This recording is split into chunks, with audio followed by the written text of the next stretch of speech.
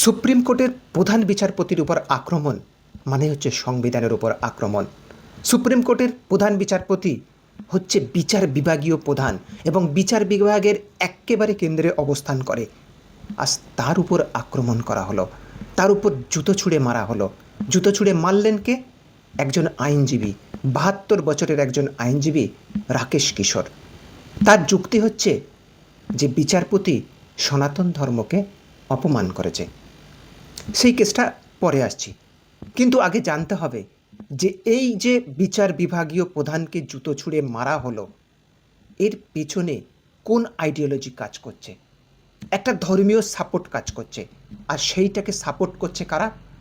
সরকারি একজন পক্ষ বা ক্ষমতায় আছে যে দল, সেই দল সাপোর্ট করছে এবং এই আইডিওলজি ছড়িয়ে যাচ্ছে সারা দেশের মানুষের মধ্যে। সেই সারা দেশের মানুষ যে বিশ্বাস নিয়ে, যে অন্ধবিশ্বাস নিয়ে ঘুরে বেড়াচ্ছে, তার প্রতিফলন ঘটছে এইগুলো। আজ যদি অন্য ধর্মের মানুষ এই ঘটনাটা ঘটাতো, তাহলে কি পর্যায়ে গিয়ে দাঁড়াতো, কি ভয়ানক পরিস্থিতির তৈরি হতো। দেশে আজ আলোড়ন তৈরি হয়ে যেত। বুলডোজার দিয়ে তো অনেক অনেক অন্যান্য প্রদেশে গুড়ানোর কাজ চলছেই, তার সঙ্গে এমন একটা ঘটনার সঙ্গে যদি অন্য একটা ধর্ম যুক্ত হতো, তাহলে আজ তোলপাড় হয়ে যেত। কিন্তু এত বড় ঘটনা ঘটার পরেও সেই রাকেশ কিশোর মুক্তি পেয়ে গেল।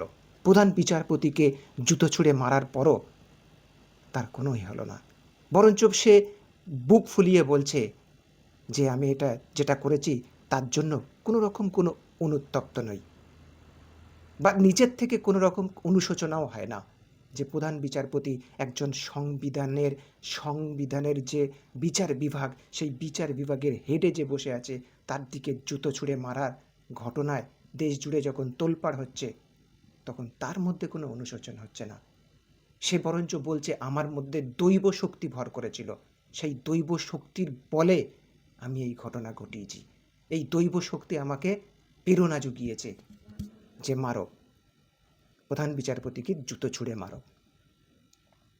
এই আইডিওলজি বা এই বিশ্বাস চারিদিকে ঘুরছে, হোয়াটসঅ্যাপ ইউনিভার্সিটিতে ঘুরছে, সমাজের মধ্যে এই বীজ বপন করা হচ্ছে, এই হিংসার বীজ বপন করা হচ্ছে, যার জন্য আজকে দেশের সংবিধান আক্রান্ত, সংবিধানের ধারক বাহকরা আক্রান্ত। কারণ এদের পিছনে তো একটা পলিটিক্যাল সাপোর্ট আছে, সেই পলিটিক্যাল সাপোর্টে এরা দৈব শক্তির শক্তি পেয়ে যাচ্ছে। আজ যদি প্রধান বিচারপতির উপর এরকম আক্রমণ হয়, তাহলে গ্রাউন্ড রিয়ালিটি একেবারে দেশের মাটিতে যে একদম নিম্ন স্তরে যেসব মানুষ বাস করে, তাদের মধ্যে কী রকমের হিংসার বীজ আছে সবাই বুঝতে পারছ। ঘটনার সূত্রপাত হচ্ছে ইউনেস্কো হেরিটেজ খাজুরাহো মন্দিরের ভগ্নপ্রায় একটা বিষ্ণু মূর্তি, যার উচ্চতা 7 ফুট, সেই বিষ্ণু মূর্তিটা পুনর্গঠন এবং পুনঃপ্রতিষ্ঠার জন্য একটা কেস দায়ের হয়েছিল প্রধান বিচারপতি এজলাসে। প্রধান বিচারপতি বলেছিল এটা প্রত্নতাত্ত্বিক বিষয় এবং এটা তার জন্য আমরা কোনো রায় দিতে পারবো না, এখানে এটা খারিজ হয়ে যাবে, যাও।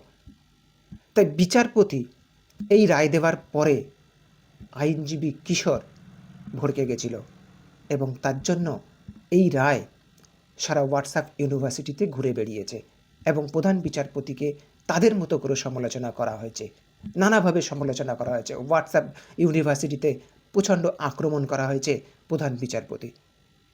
এটা ভিতর ভিতর চলতে থাকে, কিছুদিন ধরে এই বীজ বা এই বিষ সমাজে ছড়াতে থাকে। এই বিষে বিষাক্ত হয়ে এই আইনজীবী ভিতরে ভিতরে একটা প্রতিশোধের আগুনে জ্বলছিলেন এবং তিনি স্বীকারও করেছেন যে আমি ঘুমাতে পারছিলাম না, আমার মধ্যে একটা প্রতিশোধের আগুন করছিল, একটা দৈব শক্তি ভর করছিল যে এর প্রতিশোধ নেওয়ার প্রয়োজন আছে। অ্যাকচুয়ালি প্রতিশোধ কিছুই না।